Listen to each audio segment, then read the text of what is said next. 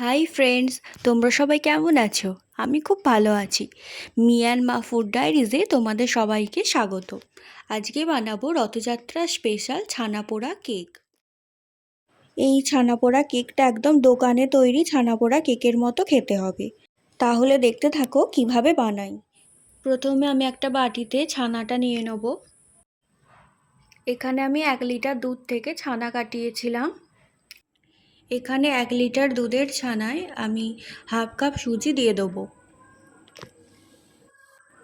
মনে রাখবেন ছানার থেকে সুজিটা কিন্তু কমই দিতে হবে, তবেই টেস্টটা ভালো আসবে, নাহলে কিন্তু টেস্টটা সেইভাবে আসবে না। তারপর দিয়ে দেবো 1 কাপ গুঁড়ো চিনি। আর একটা কথা, আমি কিন্তু 4টে এলাচ নিয়ে চিনির সাথে একসাথে গুঁড়িয়ে নিয়েছিলাম। সামান্য একদম নুন দিয়ে দেবো জাস্ট ব্যালেন্সের জন্য। আর সামান্য একটু দুধ দিলাম, এটা অপশনাল, আপনারা চাইলে দিতেও পারেন নাও দিতে পারেন। তারপর এটাকে ভালো করে মিক্স করে নিতে হবে একটা চামচের সাহায্যে। এখানে দেখুন আমি ভালো করে ছানাটাকে মিক্স করে নিচ্ছি। ভালো করে মিক্স করার পর আমি মিক্সার গ্রাইন্ডারে একটা স্মুথ পেস্ট বানিয়ে নিয়েছি। আর হ্যাঁ, ছানাপোড়া কেকে আমি টপিংস হিসেবে কাজু কিশমিশ দিয়েছি, আপনারা চাইলে দিতেও পারেন নাও দিতে পারেন। যে পাত্রটাতে আমি কেকটা বেক করব সেইটা সামান্য আমি ঘি ব্রাশ করে নিলাম।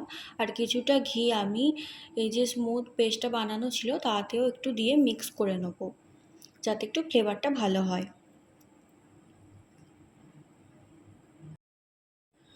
ভালো করে মিক্স করা হয়ে গেলে আমি পাত্রটাতে ঢেলে নেব। এবার বেক করার জন্য আমি দিয়ে দেবো। বেক করার আগে আমি কুচিয়ে রাখা কাজু কিশমিশ দিয়ে দেবো। এটার সাথে আমি একটু ভালো করে মিক্স করে নিলাম। এরপর আমি গ্যাস ওভেনে কড়া বসিয়ে দিলাম এবং তার মধ্যে একটা স্ট্যান্ড দিয়ে আমি প্রিহিট করে রেখেছিলাম বেশ কিছুক্ষণের জন্য। তারপর দেখুন আমি পাত্রটা বসিয়ে দেবো, বেক হতে দেবো প্রায় 1 ঘন্টার জন্য। আমি ঢাকা দিয়ে দিলাম। দেখুন ঢাকা খোলার পর কত সুন্দর তৈরি হয়ে গেছে। চারিপাশটা দেখুন গোল্ডেন ব্রাউন হয়ে গেছে। পুরোপুরি কুকড হয়ে যাবার পর আমি নামিয়ে নিলাম। ভিতর দিকটাও কিন্তু খুব সুন্দর তৈরি হয়েছে, একদম নরম, মুখে দিলেই একদম মিলিয়ে যাবে। আপনারাও বাড়িতে ট্রাই করুন, ট্রাই করে আমাকে বলুন কেমন খেতে হয়েছে। রথযাত্রা স্পেশাল ছানাপোড়া কেক আপনারাও বাড়িতে বানান আর প্রভু জগন্নাথকে আপনারা ভোগ নিবেদন করুন। ভিডিওটি যদি ভালো লেগে থাকে লাইক শেয়ার কমেন্ট করতে ভুলবেন না। আর এরকম সুস্বাদু রেসিপি পেতে আমাদের চ্যানেলটি সাবস্ক্রাইব করুন ও নিচে থাকা বেল আইকনটি প্রেস করে দেবেন, যাতে আমি যতবার আপনাদের কাছে ভিডিও নিয়ে আসবো আপনারা সঙ্গে সঙ্গে সেই ভিডিও নোটিফিকেশান যাতে পেয়ে যান।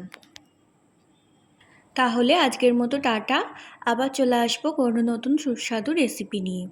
ধন্যবাদ।